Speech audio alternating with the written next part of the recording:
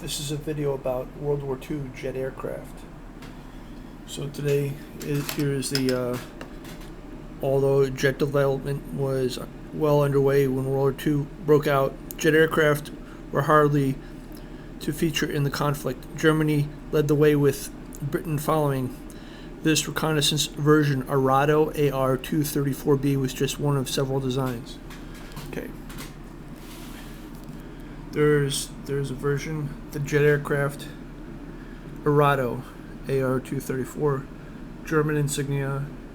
Here it is captured, and it's British. And then here's the Bochum BA-349 Natter.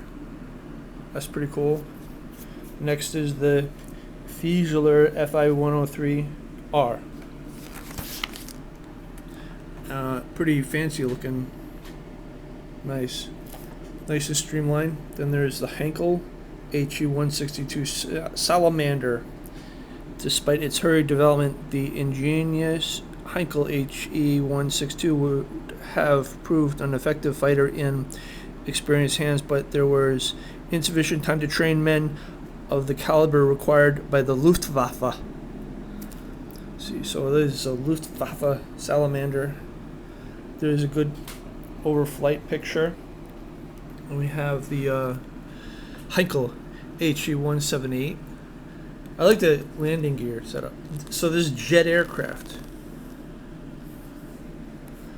Pretty neat. Okay, Henkel HE-280. Cool. A jet aircraft. Henkels just love their jets. Henschel HS-132. Pretty sleek looking. Got the jet outboard on the back. Horton Ho 9. Gotta go 229. Haha. I think this is like a Delta wing.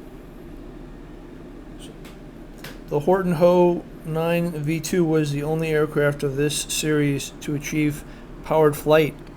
Its career ended abruptly following an engine failure. Oh, okay, bummer. Now here's the one I've never knew about until I got this book.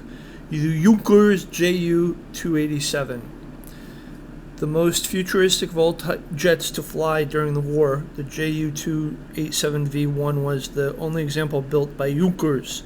The second prototype was completed by the Russians after the war, flying with 6 engines.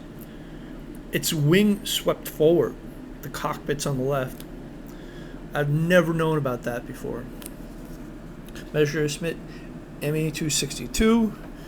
Generic. Yeah, we had combat with those. Americans had combat with these. Messerschmitt Messerschmitt Me-163 Comet. They're pretty good. They're cool. They did their thing, flying around, hitting bombers. Okay. And then get a load of this. Caproni Campini N1 CC2 jet aircraft. The Caproni Campini N1 used an ingenious way of propelling itself. The piston engine inside the fuselage drove a ducted fan, and fuel was bled and ignited in the compressed air emitted through the tailpipe. So yeah, he went straight through like that. Kind of like the Russians copied that, I guess, but I don't know. She's airborne. That looks good. And get a load of this. Nakajima Kika or Kaika? I don't know. So this is basically a Japanese copy of the Me-262. That looks pretty neat. Yep, and this I've heard of before.